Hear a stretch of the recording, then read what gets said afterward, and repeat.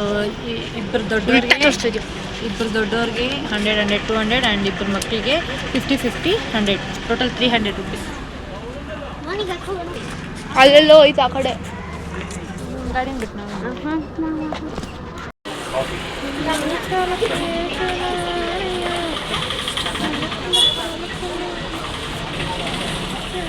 ಇನ್ನು ಇಲ್ಲಿ ಸಿಕ್ಕಾಪಟ್ಟೆ ಚಳಿ ಇರೋದ್ರಿಂದ 11 ಗಂಟೆ ಆದ್ರೂ ನನ್ನ ಹಸ್ಬೆಂಡು ಕಾಫಿ ಕುಡಿಬೇಕು ಅಂತ ಅಂದ್ಬಿಟ್ಟು ಬಂದು ಕಾಫಿ ಕುಡಿತಾ ಇದ್ದಾರೆ. ಇಲ್ಲಿ ಏನು ಬಿಸಿಲು ಬೀಳ್ತಾ ಇದೆ ಅದು ನಮ್ಗೆ ಯಾರಿಗೂ ಫೀಲೇ ಆಗ್ತಾ ಇಲ್ಲ ಬಿಸಿಲಿದೆ ಅಂತ ಅಂದ್ಬಿಟ್ಟು.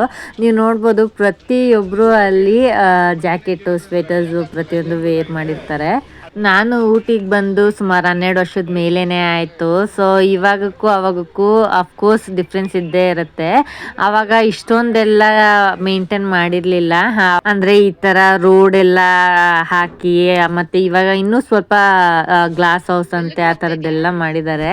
ಆವಾಗ ಗಿಡದಲ್ಲೇ ಸ್ಟೇಟ್ಗಳು ಮಾಡಿದರು. ನಮ್ಮ ಕರ್ನಾಟಕದ್ದು, ಇಂಡಿಯಾದು, ಡೆಲ್ಲಿದು, ಹಾಗೆ ತಮಿಳ್ನಾಡ್ದು ಪ್ರತಿಯೊಂದ್ರದ್ದು ಸ್ಟೇಟನ್ನ ಗಿಡದಿಂದಾನೇ ಮಾಡ್ತಾರಲ್ವ. ಸೊ ಆ ಥರ ಮಾಡಿದರು. ಇದೆಲ್ಲ ಬಂದು ಆರ್ಟಿಫಿಷಿಯಲ್ ಲೇಕು, ಇದೆಲ್ಲ ಅಲ್ಲೇ ಕ್ರಿಯೇಟ್ ಮಾಡಿರೋದು, ಅದಾಗೆ ಆಗಿರೋದಲ್ಲ. ಸೊ ಇದು ಕೂಡ ಹೊಸದೇನೆ.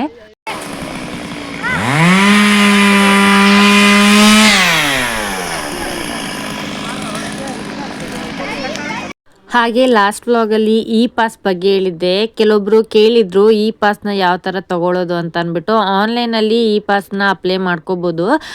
ಈ ವೀಕೆಂಡ್ಸು ಅಥವಾ ಸಮ್ ಪರ್ಟಿಕ್ಯುಲರ್ ಟೈಮಿಂಗ್ಸಲ್ಲಿ ಅವರು ಇ ಪಾಸ್ನ ಮ್ಯಾಂಡೇಟ್ರಿ ಮಾಡಿರ್ತಾರೆ. ಅಂದರೆ ಈ ಸಮ್ಮರ್ ಹಾಲಿಡೇಸು, ದಸರಾ ಹಾಲಿಡೇಸ್ ಎಲ್ಲ ಬರುತ್ತಲ್ವ.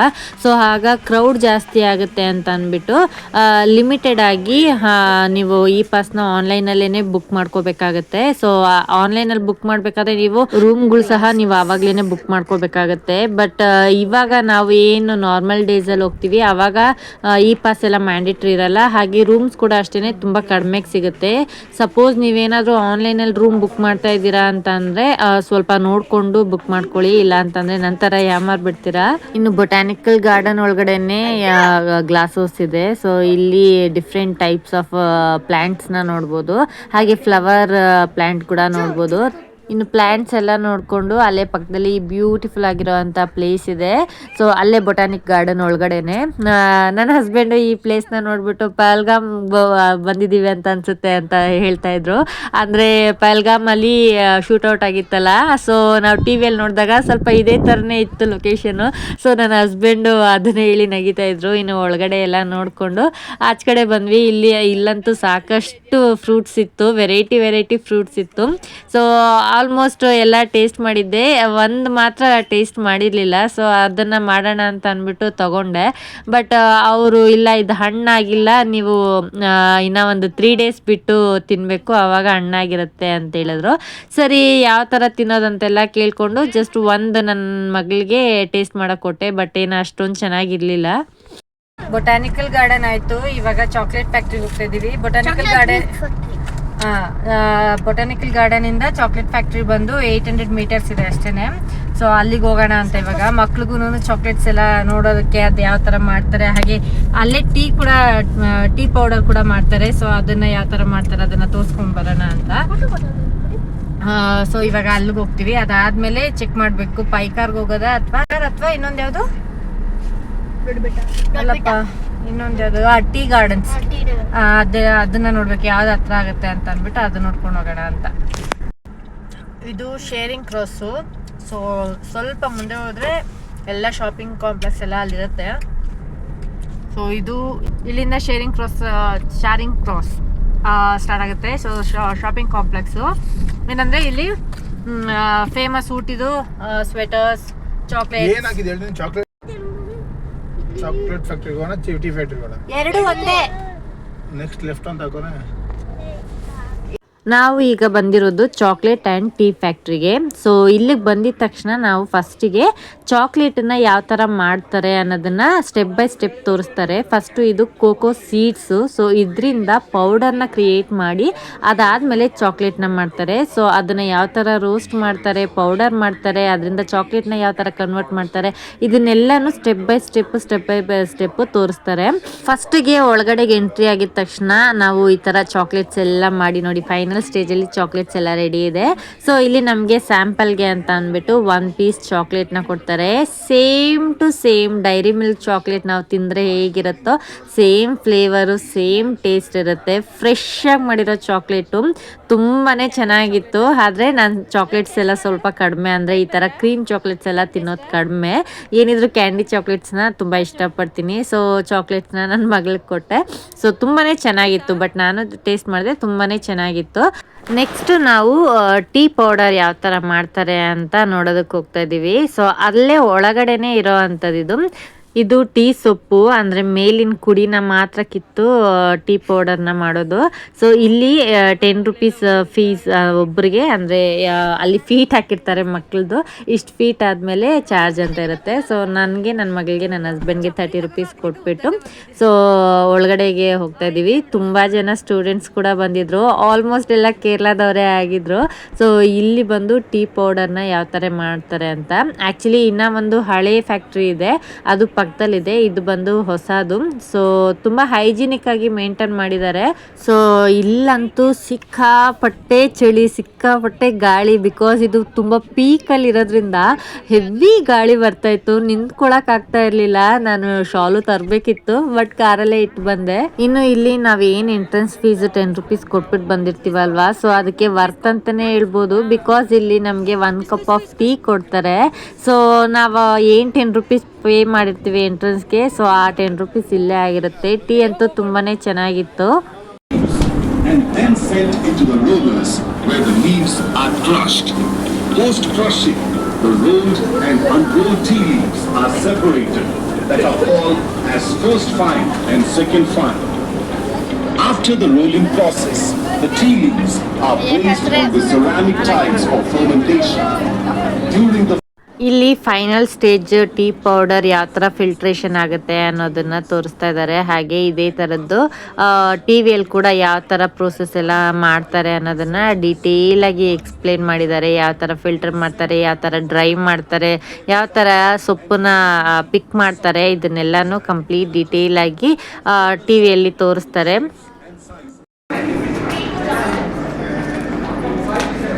ಟೀ ಪೌಡರ್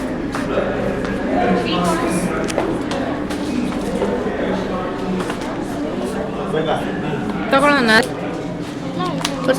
ತೋರ್ಸ್ ಮತ್ತೆ ಅದಕ್ಕೂ ಗ್ರೀನ್ ಟೀ ತಗೋ. ಎಷ್ಟು? ಚಾಕ್ಲೇಟ್ ಟೀ ತಗೊಂಬ, ಯಾವತ್ತೂ ಟೇಸ್ಟ್ ಮಾಡಿಲ್ಲ. ಚಾಕ್ಲೇಟ್ಸ್ ಇದೆಯಾ? Chocolate next counter This one 240. Oh, that is chocolate one.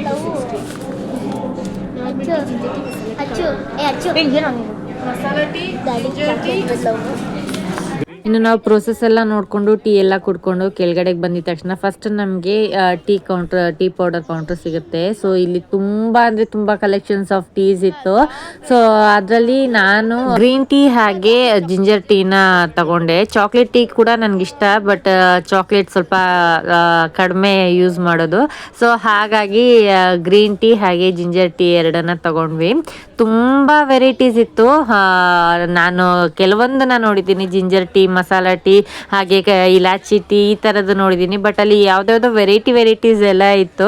So ನಮ್ಗೆ ಯಾವ್ದು ಬೇಕೋ ಅದನ್ನು ಮಾತ್ರ ನಾವು ಪಿಕ್ ಮಾಡ್ಕೊಂಡ್ವಿ. ನಾವು ಯೂಶಲಿ ಟೀ ಕುಡಿಯೋದು ತುಂಬ ಕಮ್ಮಿ, ಕಾಫಿ ಜಾಸ್ತಿ ಕುಡಿತೀವಿ. ಹಾಗಾಗಿ ಟೀನ ಸ್ವಲ್ಪ ಕಮ್ಮಿನೇ ತೊಗೊಂಡೆ. ನನ್ನ ಹಸ್ಬೆಂಡ್ಗೋಸ್ಕರ ಗ್ರೀನ್ ಟೀನ ತೊಗೊಂಡಿದ್ದು.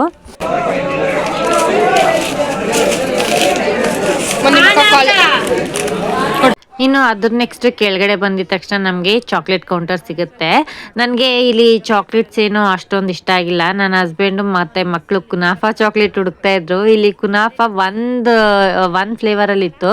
ಬಟ್ ನಾವಿಲ್ಲ ಹೊರಗಡೆ ತೊಗೊಳ್ಳೋಣ ಅಂತ ಅಂದ್ಕೊಂಡ್ವಿ. ಯಾಕೋ ಚಾಕ್ಲೇಟ್ ಇಲ್ಲಿ ಬೇಡ ಅಂತ ಅನ್ನಿಸ್ತು, ಹಾಗಾಗಿ ಹೊರಗಡೆ ತೊಗೊಳ್ಳೋಣ ಅಂತ. ನೆಕ್ಸ್ಟ್ ಕೌಂಟರ್ಗೆ ಬಂದಿದ್ದು ನಾವು. ಇಲ್ಲಿ ಆಯಿಲ್ಸ್ ಎಲ್ಲ ಸಿಗುತ್ತೆ, ಅಂದರೆ ಈ body massage oils, pain killer oils, ಈ ಥರದ್ದೆಲ್ಲ ಸುಮಾರು ಸಿಗುತ್ತೆ. ಆ್ಯಕ್ಚುಲಿ ಇಲ್ಲಿ ನೋಡೋಣ ಅಂತ ಬಂದಿದ್ದು. ಆಮೇಲೆ ನನ್ನ ಹಸ್ಬೆಂಡ್ ಹೇಳಿದ್ರು ನೀಲಗಿರಿ ಆಯಿಲ್ ತಗೊಳ್ಳೋಣ ಅಂತ. ಬಿಕಾಸ್ ನನಗೆ ಅವಾಗ ಹೆಡ್ಡೇಕ್ ಬರುತ್ತೆ ಫೋನ್ ನೋಡೋದ್ರಿಂದನೋ ಜಾಸ್ತಿ ಯೂಸ್ ಮಾಡೋದ್ರಿಂದನೋ ಅಥವಾ ಸ್ಟ್ರೆಸ್ಸಿಂದನೋ ಗೊತ್ತಿಲ್ಲ, ಬಟ್ ನನಗೆ ಸಿಕ್ಕಾಪಟ್ಟೆ ತಲೆನೋವು ಬರುತ್ತೆ. ಹಾಗಾಗಿ ನೀಲಗಿರಿ ಆಯಿಲ್ ತಗೊಳ್ಳೋಣ, ಇಲ್ಲೆಲ್ಲ ಪ್ಯೂರ್ ಸಿಗುತ್ತೆ.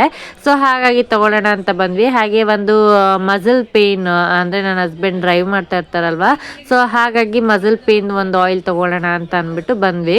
ಸೊ ಇವರೇ ರೆಫರ್ ಮಾಡಿದ್ರು ಇದು ಚೆನ್ನಾಗಿರುತ್ತೆ ಅಂತ ಅಂದ್ಬಿಟ್ಟು ಓಕೆ ಅಂತ ಅಂದ್ಬಿಟ್ಟು ತೊಗೊಂಡ್ವಿ. ಬಟ್ ಇದು ಯೂಸ್ ಆದಮೇಲೆ ಹೇಳ್ತಾ ಇದ್ದೀನಿ, ರಿಯಲಿ ಗುಡ್. ನಿಜವಾಗ್ಲೂ ತುಂಬಾ ಚೆನ್ನಾಗಿತ್ತು. ಹಾಕಿ ಒಂದು 5-10 ಮಿನಿಟ್ಸ್ಗೆಲ್ಲನೂ ಅದರ ರಿಸಲ್ಟ್ ತೋರಿಸ್ತಾ ಇತ್ತು. ತುಂಬಾ ಪೇನ್ ಎಲ್ಲ ಕಮ್ಮಿ ಆಗ್ತಾ ಇತ್ತು.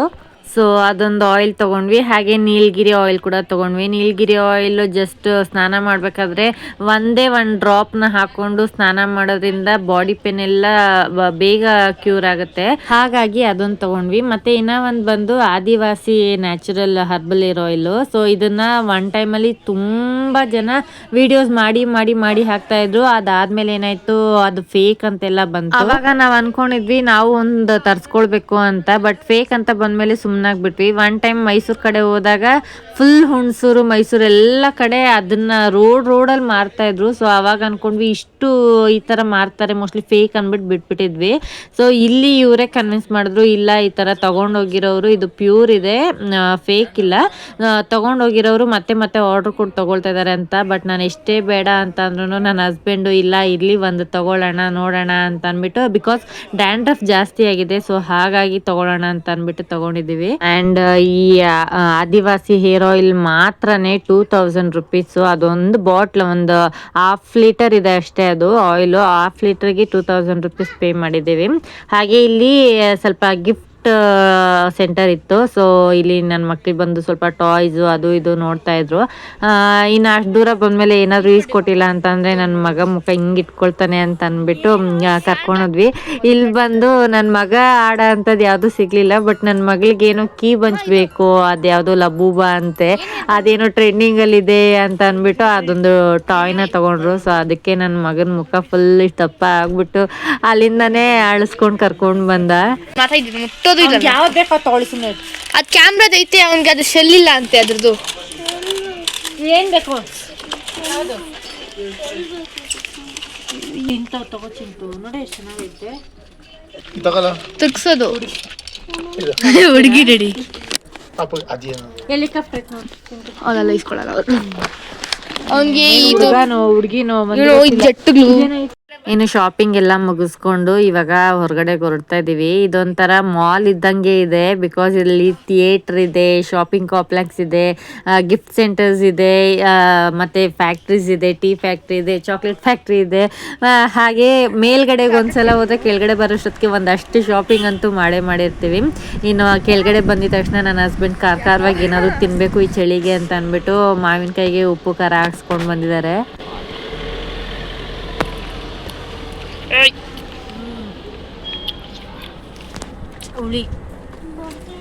ಗಾಡಿ ಚಿಂಟು. ಇನ್ನು ಇಲ್ಲಿಂದ ನಾವು ನೆಕ್ಸ್ಟ್ ಎಲ್ಲಿಗೆ ಹೋದ್ವಿ ಅಂತ ನಾನು ಮುಂದಿನ ವ್ಲಾಗಲ್ಲಿ ಹೇಳ್ತೀನಿ. ಈ ವ್ಲಾಗ್ ಇಷ್ಟ ಆದರೆ ಲೈಕ್ ಮಾಡಿ, ಶೇರ್ ಮಾಡಿ, ಹಾಗೆ ಮರೀದಿರ ನನ್ನ ಯೂಟ್ಯೂಬ್ ಚಾನಲ್ನ ಸಬ್ಸ್ಕ್ರೈಬ್ ಮಾಡ್ಕೊಳ್ಳಿ. ಫೇಸ್ಬುಕ್ಕಲ್ಲಿ ನೋಡ್ತಾ ಇದ್ದರೆ ಫಾಲೋ ಮಾಡ್ಕೊಳ್ಳಿ. ಹಾಗೆ ಇನ್ಸ್ಟಾಗ್ರಾಮ್ ನೇತ್ರ 9868 ಅಂತ ಇದೆ, ಅಲ್ಲಿ ಕೂಡ ಮರೀದಿರ ಫಾಲೋ ಮಾಡಿ. ಮತ್ತೆ ಮುಂದಿನ ವ್ಲಾಗ್ ಜೊತೆ ಸಿಗ್ತೀನಿ. ಅಲ್ಲಿವರೆಗೂ take care, bye. Thank you for watching.